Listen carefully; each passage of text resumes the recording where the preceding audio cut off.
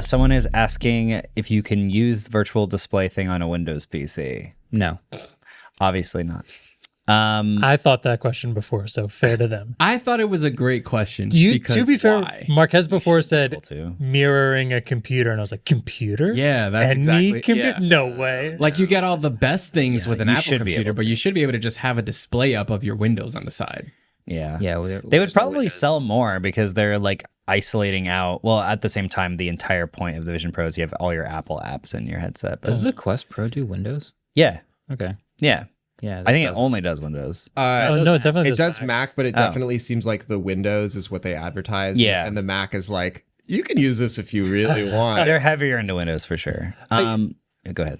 This is just kind of my own question, and I'm pretty sure I know the answer to, but I guess your way around, remember before you wanted multiple windows like from your Mac? So if you have, say, Final Cut open, but you want a Safari window open, would you just do Final Cut and then pin a Safari app off to your right? Yeah. And then you'd still have it. But can you only type in that Safari app then with your eyes and virtual keyboard, or can you still use your... You can use your real keyboard. So I could have Final Cut open, I could have iMessage over here, I could have like Safari. So as long as it's an app, you can add extra windows. Effectively, when you look at it, it switches focus, right? And then Yeah. And then your starts keyboard typing. works on there. sounds The pretty annoying thing about that, though, is like sometimes I'll be typing something and then someone will start talking to me and I'll finish my typing as I'm talking to the person. Exactly. Because I don't need to be looking at my computer because I know how to touch type, but you just Yeah. can't do that. You can't multitask. That's really funny. You can't multitask actually. because your attention is what you are computing. Is your And you are task. not allowed. You can't multitask. That's like you're gonna have like a pop-up ad or something in Safari, and then you're just gonna divert your vision and not realize you were like typing half now a you're sentence in typing there, and now you've another lost it application. in your first. I'll have this all extremely well laid out in the review because I think it's the most unique aspect of computing on the Vision Pro Is the like looking or is the fact that your attention is your task. Only your task. it's like great for multitasking, but at the same time, it's basically impossible You to can't multitask. multitask, Yeah. Yeah. I mean, you can have things happening in the background. You can have Apple Music off to the side playing music. You can have, but like, yeah, it's one at a time. Yeah, but that's not music playing in the background. It's not really like what you're paying attention to. It's just ambient. Yeah. Yeah. There are some when you're FaceTiming with someone else in the Vision Pro and you get their weirdo Persona. Polar Express persona. It does look like the Polar It's so funny. Actually, that's the closest I've ever heard. It does look like the Polar Express. Can you is it a set size window of them, or can I be giant if you're talking to me? Can I be a giant floating head you're talking to? Okay, so when I'm wearing the Vision Pro and I'm in FaceTime, my FaceTime experience is my camera feed is just my persona. And what I see is floating glass-like windows of everybody else on the FaceTime, whether they're a webcam or another Vision Pro persona. I can then drag the entire thing bigger to make those windows bigger. Okay. Yep. And what's kind of amazing about this is you can put them across the room on the wall. You can move them to the right and to the left. And the thing that they see when you move it is accurate to the angle that you just moved it to. So if I put the Vision Pro window on the ceiling, they will see the top of my persona's head. If I put it behind me, you will see blank because my persona I only can't has tell a if I front. like that or not. Well, I think so. This was going to bring me up to my next point, which was when we FaceTimed him on your computer, David, the other day, where we were just a regular. So you saw a window of David's webcam. We saw a window of your persona. Yeah. And I think that makes sense if you're talking to other personas. But for us, when you turned around or literally got out of the box, you just disappeared.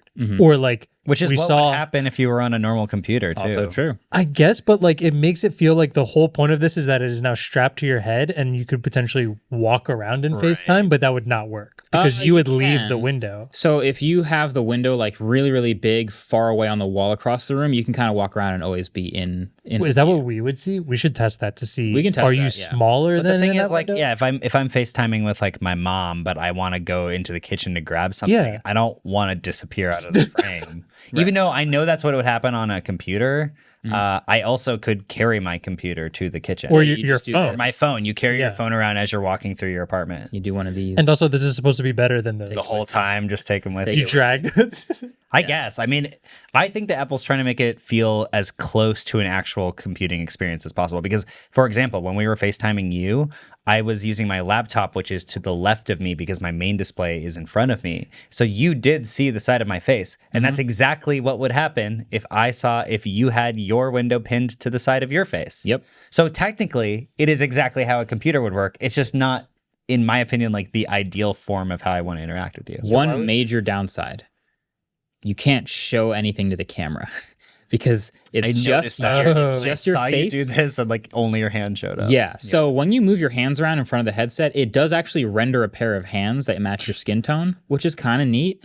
But I obviously can't show things to you, even though I could hold something up. That's a to just see huge rendered downside. Yeah, wait, can you not flip the camera around and show like what you're looking at? You can do that. You can do that. You can hit a button and show my view, and then I can show you something. Okay. I bet that's why it's a window with your persona and not just a floating persona, because then that would look weird if you flipped around and then it would have to like not be a perfectly shaped head and then be now a square that shows it. You know, it's funny. A lot of people were complaining because they're like, well, normally when I'm on video meetings, I can be on other tabs and stuff and they don't know. But now if I'm like looking in another direction or on another tab, then it'll be a lot more obvious. But I guess if you're using your phone, you could just kind of like put it in front of you and they wouldn't be able to see. That's true. That's true. I don't know. Yeah. You know, it's funny. You can also make eye contact with individual people in the FaceTime. What do you mean? So if I'm FaceTiming 3 people and in my Vision Pro, I look at one of the people, the other 2 people see slightly off axis. Okay. Because I'm only making eye contact with one of the people in the FaceTime. I realize that is more like reality, but that also makes it hard to do a presentation. Yeah. Yeah. I also want to just go back like 2 steps on when we were saying like, well, if you're looking off to the side, that's what a computer and a phone would be. But like, this isn't a computer and a phone. I feel like we should have this step extra of being able to like, I just want to go walk to another room and not have to leave the camera. It just should have my face. Yeah. Anyways, yeah. It's $3,500. But I think they want it to feel intuitive to like as normal real as life. possible. I'm not saying I don't that know. makes it better. Yeah. I'm just saying that their mindset and I assume is let's make this as like not different as not having a Vision Pro as possible. Can you connect it to a phone or an iPad the way that you use it with a Mac? To see iPad, the iPad screen? Yeah. No. No? You can do the other way around. I can mirror what I see onto an iPad, Okay. but I cannot right. like virtual iPad onto my screen. Interesting. Okay. Yeah. That But was you've one got of the iPad questions. apps everywhere anyway. So Just real quick. Yeah. We're at about an hour. yeah. I feel. How do you feel? I'm approaching the furthest I've ever gone without taking the headset off, like consecutively. I feel fine. Fine. The number one thing that's most annoying to me is the weight on my cheeks is starting to get heavy. And also, we haven't talked about this very much, but the field of view of this headset isn't actually super wide. It does feel like you've had ski goggles on. Yeah. It does feel like my peripheral is like bottled a little bit. And I normally on this podcast will just look over and glance at Adam and Ellis.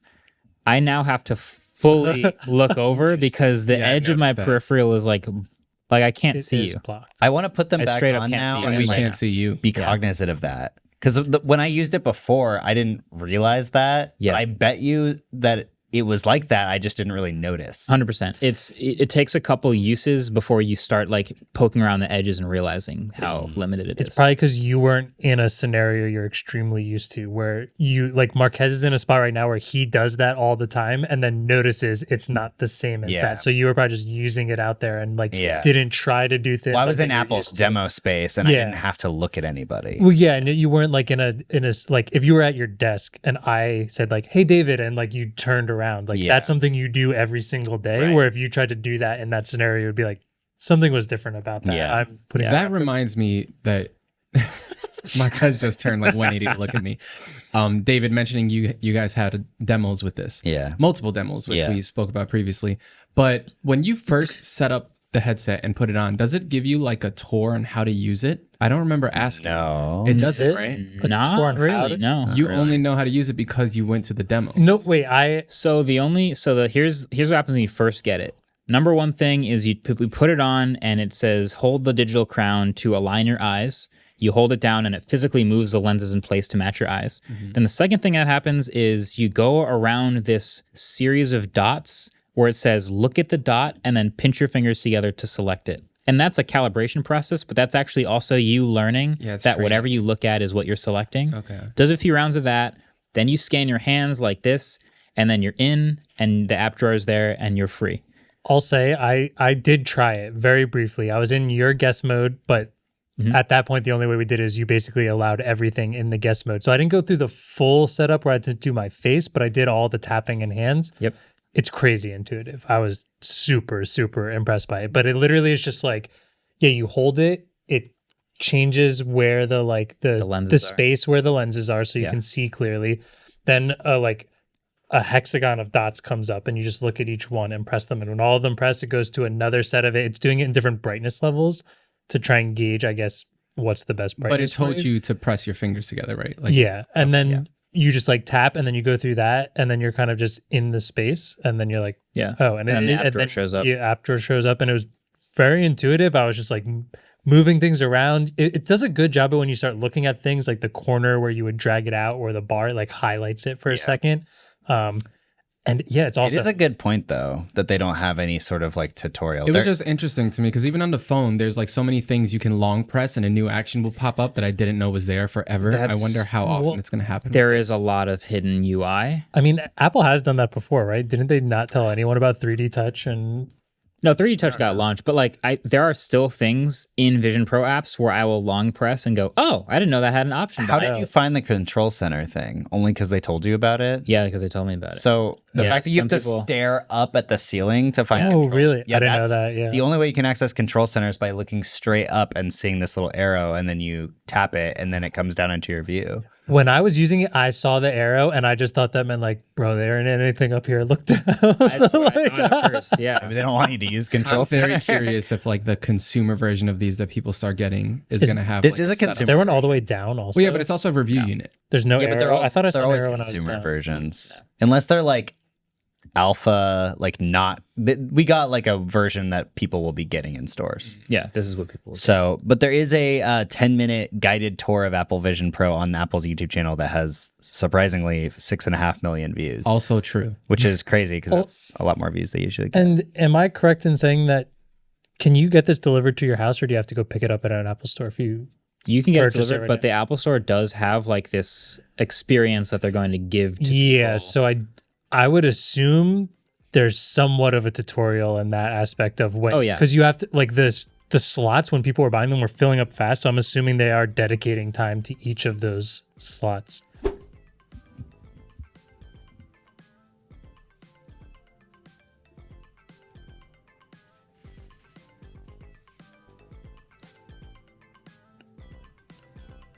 Do you think he can hear us?